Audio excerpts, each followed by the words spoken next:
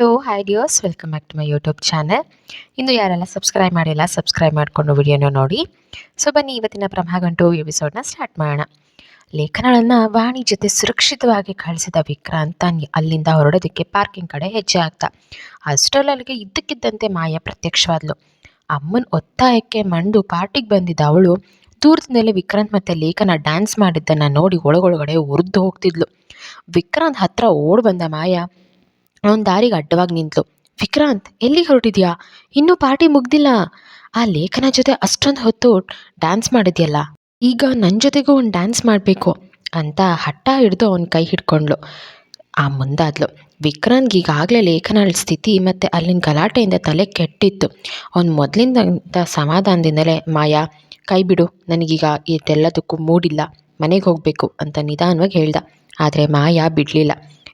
ಇಲ್ಲ ವಿಕ್ರಾಂತ್, ನೀನು ನನ್ನ ಜೊತೆ ಬರಲೇಬೇಕು ಅಂತ ಬಲವಂತವಾಗಿ ಅವನನ್ನು ಎಳೆಯೋದಕ್ಕೆ ಶುರು ಮಾಡಿದ್ಲು. ಸಹನೆ ಕಟ್ಟೆ ಹೊಡೆದ ವಿಕ್ರಾಂತ್ ಅಲ್ಲಿಯ ಎಲ್ಲರ ಮುಂದೆ ಜೋರಾಗಿ ಕಿರ್ಚ್ದ. Maya, leave my hand, just leave me alone.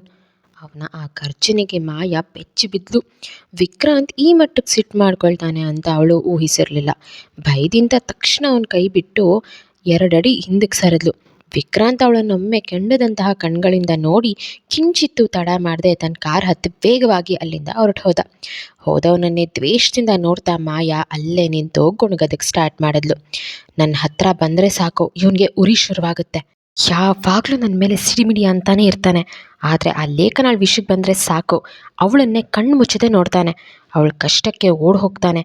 ಅಷ್ಟೇ ಯಾಕೆ, ಎಲ್ಲರ ಮುಂದೆ ಅವಳನ್ನು ಅಪ್ಕೊಂಡು ಡ್ಯಾನ್ಸ್ ಮಾಡ್ತಾನೆ. ನನಗಿಂತ ಅವಳು ಇವನಿಗೆ ಅಷ್ಟೊಂದು ಮುಖ್ಯನಾ? ಇವತ್ತು ಅವಳನ್ನು ಕಾಪಾಡಿದ್ದಕ್ಕೆ ಇಷ್ಟೊಂದು ಬಿಲ್ಡಪ್ ಕೊಡ್ತಿದ್ದಾನಲ್ಲ. ಮಾಯಾಳಿಗೆ ವಿಕ್ರಾಂತನನ್ನು ರಿಜೆಕ್ಟ್ ಮಾಡಿದ್ದಕ್ಕಿಂತ ಲೇಖನಾಳ ಮೇಲೆ ತೋರಿಸಿದ ಆ ರಕ್ಷಣಾತ್ಮಕ ಪ್ರೀತಿಯನ್ನು ಕಂಡು ಅವಳಿಗೆ ಹೊಟ್ಟೆ ಕಿಚ್ಚು ಉಂಟಾಯಿತು. ಅವಳು ಲೇಖನ ಮತ್ತು ವಿಕ್ರಾಂತ್ ಇಬ್ಬರನ್ನ ದ್ವೇಷಿಸೋದಕ್ಕೆ ಹೊಸ ಕಾರಣ ಹುಡುಕೊಂಡಿದ್ಲು. ಪಾರ್ಟಿಯಲ್ಲಿ ನಡೆದ ಘಟನೆಗಳಿಂದ ವಿಕ್ರಾಂತ್ನ ಮನಸ್ಸು ಸಂಪೂರ್ಣವಾಗಿ ವಿಚಲಿತವಾಗಿತ್ತು. ತನ್ನ ಶತ್ರು ಅಂತ ಭಾವಿಸಿದ ಹುಡುಗಿಯನ್ನೇ ಅಪ್ಪಿಕೊಂಡು ಕಾಪಾಡಿದ್ದು ಅವನ ಅಹಂಗೆ ಪೆಟ್ಟು ನೀಡಿತ್ತು. ವಿಕ್ರಾಂತ್ ಕಾರ್ ಹತ್ತಿದವನೇ ಕೋಪದಲ್ಲಿ ಸ್ಟೇರಿಂಗ್ ಮೇಲೆ ಕೈ ಕುಟ್ಟದ. ಅವನಿಗೆ ಮನೆಗೆ ಹೋಗೋದಕ್ಕೆ ಇಷ್ಟನೇ ಇರಲಿಲ್ಲ. ಅಲ್ಲಿ ತಾಯಿ ಮತ್ತು ತಂಗಿ ಪ್ರಶ್ನೆಗಳನ್ನು ಎದುರಿಸೋ ತಾಳ್ಮೆ ಅವನಿಗಿರಲಿಲ್ಲ. ಹಾಗಾಗಿ ಕಾರನ್ನು ತನ್ನ ಮನೆ ಕಡೆಗೆ ತಿರುಗಿಸಿ ಅದ್ರ ಕಡೆ ಹೋಗೋ ಬದಲು ನಗರದ ಹೊರವಲಯದಲ್ಲಿದ್ದ ತನ್ನ ಏಕಾಂತದ ತಾಣ ಫಾರ್ಮ್ ಹೌಸ್ ಕಡೆಗೆ ವೇಗವಾಗಿ ಚಲಾಯಿಸ್ದ. ಫಾರ್ಮ್ ಹೌಸ್ ತಲುಪಿದವನೇ ಒಳಗೆ ನುಗ್ಗಿ ಏನನ್ನೋ ಹುಚ್ಚಿನಂತೆ ಹುಡುಕೋದಕ್ಕೆ ಶುರು ಮಾಡ್ದ. ಅವನ ಮನಸ್ಸು ಪದೇ ಪದೇ ಹೇಳ್ತಿತ್ತು, ವಿಕ್ರಾಂತ್, ಸಾಕು ಮಾಡು, ಅವಳು ನಿನ್ನ ಶತ್ರು, ಅವಳ ಬಗ್ಗೆ ಯೋಚಿಸಬೇಡ. ಆದರೆ ಅವನ ಕೈಗಳು ಮಾತ್ರ ನಿಯಂತ್ರಣಕ್ಕೆ ಸಿಗ್ತಾನೆ ಇರಲಿಲ್ಲ. ಕೊನೆಗೆ ತಾನು ಹುಡುಕ್ತಿದ್ದ ಡ್ರಿಂಕ್ಸ್ ಬಾಟಲ್ ಸಿಕ್ತು. ಅವನು ಮಿತಿ ಮೀರಿ ಕುಡಿಯೋದಕ್ಕೆ ಶುರು ಮಾಡ್ದ. ಮಧ್ಯದ ಅಮಲು ಏರ್ತಿದ್ದಂತೆ ಅವನ ಮನಸ್ಸಿನಲ್ಲಿದ್ದ ಗೊಂದಲಗಳು ಸ್ವಲ್ಪ ಕಡಿಮೆಯಾಗಿ ಹಳೆ ದ್ವೇಷ ಮತ್ತೆ ಚಿಗುರೊಡೆಯಿತು. ಗ್ಲಾಸ್ ಹಿಡಿದು ಕಿಟಕಿ ಹತ್ರ ನಿಂತ ವಿಕ್ರಾಂತ್ ಕತ್ಲನ್ನು ನೋಡ್ತಾ ಲೇಖನಳ ಮುಖನ ನೆನಪಿಸ್ಕೊಂಡ. ಅವಳ ಆ ಮುಗ್ಧ ನೋಟ ಈಗ ಅವನಿಗೆ ಮೋಸದಂತೆ ಕಾಣ್ತಿತ್ತು. ಅವನು ಗಾಳಿಯಲ್ಲೇ ಅವಳನ್ನು ಬೈಕೊಳ್ತಾ ಇದ್ದ. ಲೇಖನ, ನಿನ್ನನ್ನು ನಾನು ಯಾವತ್ತೂ ನಂಬಾರ್ದು. ನಿನ್ನ ಆ ಅಮಾಯಕ ಮುಖದ ಹಿಂದೆ ಎಷ್ಟು ದೊಡ್ಡ ಕಳ್ತನ ಅಡಗಿದೆ ಅಂತ ನನಗೆ ಗೊತ್ತು. ನಿನ್ನ ಮುಗ್ಧತೆ ಮುಖವಾಡ ಹಾಕ್ಕೊಂಡು ನನ್ನನ್ನೇ ನಾಟಕ ಮಾಡಿ ಮರಳು ಮಾಡ್ತೀಯಾ? ಇವತ್ತು ನಿನ್ನನ್ನು ಕಾಪಾಡಿದ್ದಕ್ಕೆ ನಾನು ಪಶ್ಚಾತ್ತಾಪ ಪಡಬೇಕಾ? ಇಲ್ಲ, ನಿನ್ನ ಮುಖದ ಮೇಲಿರೋ ಆ ನಕಲಿ ಮಾಸ್ಕನ್ನು ನಾನೇ ಕಿತ್ತೆಸಿತೀನಿ. ನನ್ನ ದಾರಿನ ತಪ್ಪಿಸೋಕೆ ನಿನ್ನಿಂದ ಸಾಧ್ಯ ಇಲ್ಲ. ಕುಡಿತಾ ಅವನು ಲೇಖನಳ ಬಗ್ಗೆ ಮತ್ತಷ್ಟು ಕೆಟ್ಟದಾಗಿ ಮಾತಾಡಿಕೊಂಡ. ಅವಳ ಮೇಲೆ ತನಗರಿವಿಲ್ಲದೆ ಮೂಡಿದ್ದ ಒಂದು ಕ್ಷಣದ ಕಾಳಜಿಯನ್ನು ಅವನು ದುರ್ಬಲತೆ ಅಂತ ಭಾವಿಸಿ ಅದನ್ನು ಹತ್ತಿಕ್ಕದಕ್ಕೆ ಪ್ರಯತ್ನಿಸ್ತಿದ್ದ. ಆ ರಾತ್ರಿ ಇಡೀ ವಿಕ್ರಾಂತ್ ತನ್ನ ದ್ವೇಷ ಮತ್ತು ಪ್ರೀತಿ ನಡುವಿನ ತೆಳುವು ಗೆರೆಯ ಮೇಲೆ ತೂರಾಡ್ತಿದ್ದ. ರಾತ್ರಿ ತುಂಬ ಸಮಯವಾಗಿದ್ದರೂ ವಿಕ್ರಾಂತ್ ತಾಯಿ ಸುಮಿತ್ರಾ ದೇವಿ ಮಾತ್ರ ಕಣ್ಣಿಟ್ಟು ಮಗನಿಗಾಗಿ ಕಾಯ್ತಿದ್ರು. ಅವರ ಮುಖದಲ್ಲಿ ಮಗನ ಮೇಲಿನ ಕಾಳಜಿ ಮತ್ತು ಆತಂಕ ಎದ್ದು ಕಾಣ್ತಿತ್ತು. ಇದನ್ನು ಕಂಡ ಅವರ ಪತಿ ವಿಕ್ರಾಂತ್, ತಂದೆ ಮತ್ತು ಮಗಳು ಅನ್ವಿತಾ ಅಸಹಾಯಕತೆಯಿಂದ ನಿಂತಿದ್ರು. ತಾಯಿಯ ಹಠ ನೋಡಲಾಗದೆ ಅನ್ವಿತಾ ತಕ್ಷಣ ಯಾರಿಗೋ ಫೋನ್ ಮಾಡಿ ವಿಕ್ರಾಂತ್ ಎಲ್ಲಿದ್ದಾನೆ ಅಂತ ವಿಚಾರಿಸಿದ್ಲು. ವಿಕ್ರಾಂತ್ ಫಾರ್ಮ್ ಹೌಸ್ಗೆ ಹೋಗಿರೋ ವಿಷಯ ತಿಳಿದ ಮೇಲೆ ಫೋನ್ ಕಟ್ ಮಾಡಿ ಅಮ್ಮನ ಹತ್ರ ಬಂದ್ಲು. ಅಮ್ಮ, ಸಾಕು ಮಾಡು, ಅಣ್ಣ ಇವತ್ತು ಮನೆಗೆ ಬರಲ್ಲ, ಅವನು ಫಾರ್ಮ್ ಹೌಸ್ಗೆ ಹೋಗ್ತಿದ್ದಾನಂತೆ. ನೀನು ಸುಮ್ಮನೆ ಇಲ್ಲಿ ಕಾಯೋದು ಬೇಡ, ಬಾ ಮೊದಲು ಊಟ ಮಾಡಿ ಮಲ್ಗು ಅಂತ ಸಮಾಧಾನ ಪಡಿಸಿದ್ಲು. ಅವ್ರ ಮಾತು ಕೇಳಿ ಸುಮಿತ್ರಾ ದೇವಿಯರ ಕಣ್ಗಳು ತೇವವಾದವು. ಮಗಳು ಪ್ರೀತಿಯಿಂದ ಊಟದ ತಟ್ಟೆ ತಂದು ಕೊಟ್ಲು. ಅವ್ರಿಗೆ ಊಟ ಮಾಡೋ ಮನಸ್ಸಿಲ್ದಿದ್ರೂ ಮಗಳು ಮತ್ತು ಪತಿ ಬೇಜಾರು ಮಾಡ್ಕೊಳ್ಬಾರ್ದು ಅಂತ ಒಂದೇ ಕಾರಣಕ್ಕೆ ಕಷ್ಟಪಟ್ಟು 2 ತುತ್ತು ಮಾತ್ರ ತಿಂದರು. ಅನ್ವಿತಾ ಅಷ್ಟಕ್ಕೆ ಬಿಡಲಿಲ್ಲ. ಅಮ್ಮ, ಹೀಗೆ ಮಾಡಿದ್ರೆ ನಿನ್ನ ಆರೋಗ್ಯ ಏನಾಗಬೇಕು? ನನಗೋಸ್ಕರ ಇನ್ನೆರಡು ತುತ್ತು ತಿನ್ನು ಅಂತ ತಾನೇ ಕೈಯಾರೆ ತುತ್ತು ನೀಡಿದ್ಲು.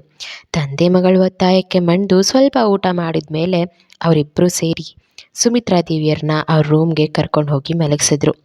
ಮನೆ ತುಂಬ ಮೌನವಿದ್ರೂ ಪ್ರತಿಯೊಬ್ಬರ ಮನಸ್ಸಿನಲ್ಲೂ ವಿಕ್ರಾಂತ್ ಯಾವಾಗ ಬದಲಾಗ್ತಾನೆ ಎಂಬ ಒಂದೇ ಪ್ರಶ್ನೆ ಕಾಡ್ತಿತ್ತು.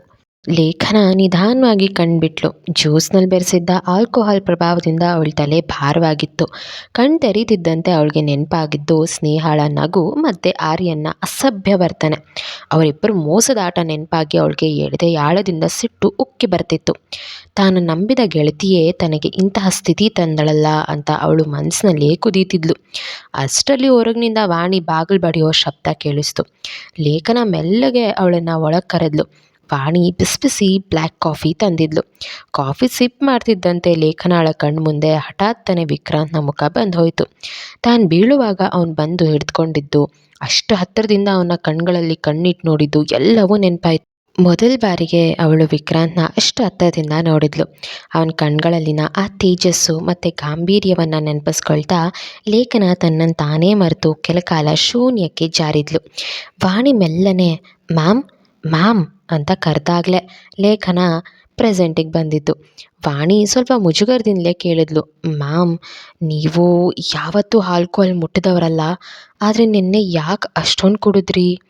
ಈ ಮಾತು ಕೇಳ್ತಿದ್ದಂತೆ ಲೇಖನ ಅಳಿಸಿಟ್ಟು ನೆತ್ತಿಗೇರ್ತು.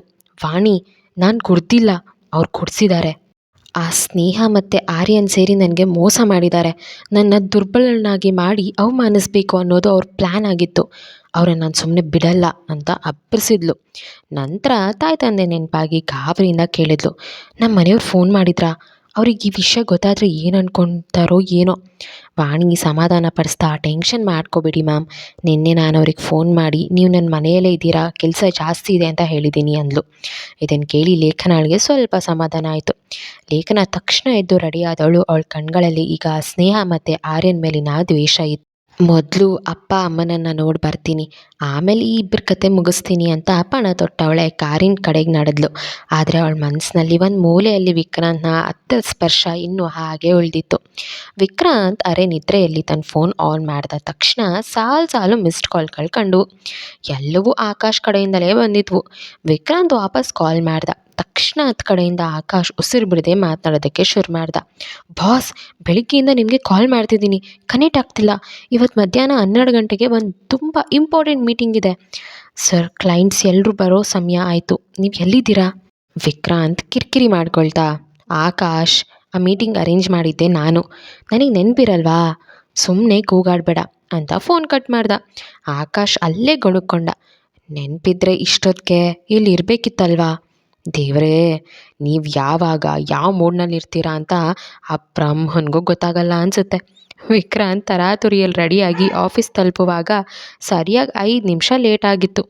ಕಾನ್ಫರೆನ್ಸ್ ಹಾಲ್ ಒಳಗೆ ಹೋಗ್ತಿದ್ದಂತೆ ಕಾಯ್ತಿದ್ದ ಕ್ಲೈಂಟ್ಸ್ಗೆ ವಿನಯವಾಗಿಯೇ ಸಾರಿ ಕೇಳ್ದ. ಟ್ರಾಫಿಕ್ ಜಾಸ್ತಿ ಇತ್ತು, ಅದಕ್ಕೆ ಸ್ವಲ್ಪ ತಡ ಆಯಿತು, ಕ್ಷಮಿಸಿ ಅಂತ ಸುಳ್ಳು ಕಾರಣ ಕೊಟ್ಟು ಮೀಟಿಂಗ್ ಸ್ಟಾರ್ಟ್ ಮಾಡ್ದ. ತಲೆನೋವಿದ್ರೂ ಸಹ ವಿಕ್ರಾಂತ್ ತನ್ನ ವೃತ್ತಿಪರನ ಬಿಟ್ಕೊಡ್ಲಿಲ್ಲ. ಬಹಳ ಚಾಣಕ್ಷತನದಿಂದ ಚರ್ಚೆ ನಡೆಸಿ ಆ ಪ್ರಾಜೆಕ್ಟನ್ನು ಯಶಸ್ವಿಯಾಗಿ ಮುಗಿಸ್ದ. ಮೀಟಿಂಗ್ ಮುಗಿದ ನಂತರ ಎಲ್ಲರೂ ಹೋದ್ಮೇಲೆ ವಿಕ್ರಾಂತ್ ಒಬ್ಬನೇ ಚೇರ್ ಮೇಲೆ ವಾಲಿ ಕೂತ. ಆಗ ಆಫೀಸ್ನಲ್ಲಿ ದೊಡ್ಡ ಟಿವಿಯಲ್ಲಿ ಲೇಖನಾಳ ಹೊಸ ಸಿನಿಮಾದ ಪ್ರಮೋಷನ್ ವಿಡಿಯೋ ಪ್ರಸಾರವಾಗ್ತಿತ್ತು. ಲೇಖನ ಬಹಳ ಲವಲವಿಕೆಯಿಂದ ನಗ್ತಾ ಮಾತಾಡ್ತಿದ್ಲು. ವಿಕ್ರಾಂತ್ನ ಕಣ್ಗಳು ಅರಿವಿಲ್ಲದೆ ಟಿವಿಯತ್ತ ನೆಟ್ಟವು. ಅವಳ ಆ ಶಾಂತಿಯುತ ಮುಖ ಮತ್ತು ನಗು ಅವನನ್ನು ಕ್ಷಣಕಾಲ ಮಂತ್ರಮುಗ್ಧನನ್ನಾಗಿ ಮಾಡಿತು. ಆದರೆ ತಕ್ಷಣವೇ ಅವನಿಗೆ ನಿನ್ನೆ ದ್ವೇಷ ನೆನಪಾಯಿತು. ಅವನು ಟಿವಿಯನ್ನೇ ನೋಡ್ತಾ ತನ್ನ ಮನಸ್ಸಿನಲ್ಲಿ ಅಂದ್ಕೊಂಡ, ನೋಡೋಕೆಷ್ಟು ಕ್ಯೂಟಾಗಿ ಕಾಣ್ತೀಯಾ ಲೇಖನ, ಆದರೆ ನಿನ್ನ ಆ ಅಮಾಯಕ ಮುಖದ ಹಿಂದೆ ನಿನ್ನ ಮನಸ್ಸಲ್ಲಿ ಬರೀ ವಿಷ ತುಂಬಿಕೊಂಡಿದೆ. ನಿನ್ನ ಈ ರೂಪಕ್ಕೆ ನಾನು ಮರಳಾಗಲ್ಲ. ನಿನ್ನ ನಿಜವಾದ ಬಣ್ಣ ಏನಂತ ನನಗೆ ಚೆನ್ನಾಗಿ ಗೊತ್ತು. ಹೀಗೆ ಹೇಳ್ಕೊಂಡ್ರು ಅವನ ಮನಸ್ಸು ಮಾತ್ರ ಅವಳ ಆ ಮುಖಾನ ಸ್ಕ್ರೀನ್ ಮೇಲೆ ನೋಡ್ತಲೇ ಇತ್ತು. ದ್ವೇಷ ಮತ್ತು ಆಕರ್ಷಣೆ ನಡುವೆ ಅವನು ಮತ್ತೊಮ್ಮೆ ಸಿಲುಕೊಂಡಿದ್ದ. ಲೇಖನ ಮನೆಗೆ ಕಾಲಿಡ್ತಿದ್ದಂತೆ ಘಮಘಮಿಸೋ ಪುಳಿಯೋಗರೆ ವಾಸನೆ ಅವಳ ಮೂಗಿಗೆ ಬಡೀತು. ಮನೆ ಕೆಲಸದವರು ಅವಳಿಗಾಗಿ ಪ್ರೀತಿಯಿಂದ ತಯಾರಿಸಿಟ್ಟಿದ್ರು. ಆ ಘಮಕ್ಕೆ ಅವಳ ಹೊಟ್ಟೆಯಲ್ಲಿ ಹಸುವು ಚುರುಗುಟ್ತು. ಆ ಅಷ್ಟೇ ಅಲ್ಲ, ತಲೆಯಲ್ಲಿ ಮಂಜಿನಂತೆ ಮಸ್ಕಿದ್ದ ಆ ಕೆಟ್ಟ ಹ್ಯಾಂಗ್ ಓವರ್ ಮತ್ತು ನಿದ್ದೆ ಮಂಪರು ಕ್ಷಣಾರ್ಧದಲ್ಲಿ ಮಾಯ ಆಯಿತು. ಅವಳ ಜೊತೆಗೆ ಬಂದಿದ್ದ ವಾಣಿ ತನ್ನ ಕೆಲಸದ ಬದ್ಧತೆಯನ್ನು ಬಿಡದೆ ಇವತ್ತಿನ ಶೂಟಿಂಗ್ ಮತ್ತು ಮೀಟಿಂಗ್ಗಳ ಶೆಡ್ಯೂಲನ್ನು ಫೋನ್ನಲ್ಲಿ ಸರಿಪಡಿಸ್ತಿದ್ಲು. ಲೇಖನ ಬೇಗನೆ ಫ್ರೆಶಪ್ ಆಗಿ ಬಂದು ಒಂದು ಸುಂದರವಾದ ಕಾಟನ್ ಕುರ್ತಾ ಧರಿಸಿ ಹೊರ ಬಂದಳು. ವಾಣಿ ಕೆಲಸದಲ್ಲಿ ಮಗ್ದಳಾಗಿದ್ದಳನ್ನು ಕಂಡ ಲೇಖನ ನಗ್ತಾ ಕರೆದ್ಲು. ವಾಣಿ, ಸಾಕು ನಿಲ್ಲಿಸು, ನೀನು ಆಫೀಸ್ ಕೆಲಸ ನೋಡಿಲ್ಲಿ. ಬಿಸಿ ಬಿಸಿ ಪುಳಿಯೋಗರೆ ಇದೆ, ಮೊದಲು ಬಂದು ತಿಂಡಿ ತಿನ್ನು, ಆಮೇಲೆ ಶೂಟಿಂಗ್ ಹೋಗೋಣ. ನಿನ್ನನ್ನು ನನ್ನ ಸಿನಿಮಾದ ಅತಿಥಿ ಪಾತ್ರಕ್ಕೆ ಕರಿತಿರೋ ಹಾಗೆ ಕರಿಬೇಕಾ? ಬಾಯಿಲಿ ಅಂತ ತಮಾಷೆ ಮಾಡಿದ್ಲು. ಲೇಖನಳ ಸಾಧಾರಣ ನಡವಳಿಕೆಯನ್ನು ಕಂಡ ವಾಣಿಗೆ ಮನಸ್ಸಿನಲ್ಲಿ ಏನೋ ಸಂಭ್ರಮ. ಲೇಖನ ಇಡೀ ರಾಜ್ಯವೇ ಮೆಚ್ಚೋ ಸ್ಟಾರ್ ನಟಿ. ಆದರೆ ತನ್ನ ಮನೆಯಲ್ಲಿ ಕೆಲಸ ಮಾಡೋರನ್ನ ಮತ್ತು ತನ್ನ PA ವಾಣಿಯನ್ನು ಒಬ್ಬ ಸ್ವಂತ ತಂಗಿಯಂತೆ ಸರಿಸಮಾನವಾಗಿ ನಡೆಸ್ಕೊಳ್ತಿದ್ಲು. ವಾಣಿ ತಿಂಡಿ ತಿಂತ ಲೇಖನಳನ್ನ ದಿಟ್ಟಿಸಿ ನೋಡ್ತಿದ್ಲು. ಅವಳ ಮನಸ್ಸಿನಲ್ಲಿ ಇಂತಹ ಆಲೋಚನೆಗಳು ಓಡ್ತಿದ್ದವು. ನನ್ನ ಮ್ಯಾಮ್ ಅಂದರೆ ಹಾಗೆ, ಯಾರ ಮುಂದೆಯೂ ತಲೆ ಬಗ್ಗಿಸ್ದೆ ಕತ್ತು ಇವ್ರದು. ಇವತ್ತಿನವರೆಗೂ ತನ್ನ ಕ್ಯಾರೆಕ್ಟರನ್ನು ಎಲ್ಲಿಯೂ ಬಿಟ್ಕೊಟ್ಟವರಲ್ಲ. ಚಿತ್ರರಂಗದಲ್ಲಿ ಮಾಯಾಲೋಕದಲ್ಲಿ ಒಬ್ಬಳೇ ನಿಂತು ತನ್ನ ಸ್ವಂತ ಪರಿಶ್ರಮದಿಂದ ಈ ಎತ್ತರಕ್ಕೆ ಬೆಳೆದು ಬಂದಿದ್ದಾರಲ್ಲ, ಅದು ನಿಜಕ್ಕೂ ಹೆಮ್ಮೆ ವಿಷಯ. ಇವರ ಮೇಲೆ ಜನರಿಗೆ ಇರೋ ಗೌರವ ಮತ್ತು ಪ್ರೀತಿ ಸುಮ್ಮನೆ ಬಂದಿದ್ದಲ್ಲ. ಲೇಖನ ಕೇವಲ ತೆರೆ ಮೇಲಿನ ನಟಿಯಾಗಿರಲಿಲ್ಲ, ಬದಲಾಗಿ ತನ್ನ ತತ್ವಗಳಿಗೆ ಕಟ್ಟು ಬಿದ್ದ ಒಬ್ಬ ಅದ್ಭುತ ವ್ಯಕ್ತಿಯಾಗಿ ವಾಣಿ ಕಂಡ್ಲು. ಆ ಪುಳಿಯೋಗರೆಯ ಸವಿ ಜೊತೆಗೆ ಇಬ್ಬರ ನಡುವಿನ ಬಾಂಧವ್ಯ ಮತ್ತಷ್ಟು ಗಟ್ಟಿಯಾಯಿತು. ನೆಕ್ಸ್ಟ್ ಏನಾಗುತ್ತೆ ಅಂತ ನಾಳೆ ಎಪಿಸೋಡಲ್ಲಿ ತಿಳಿಸ್ತೀನಿ.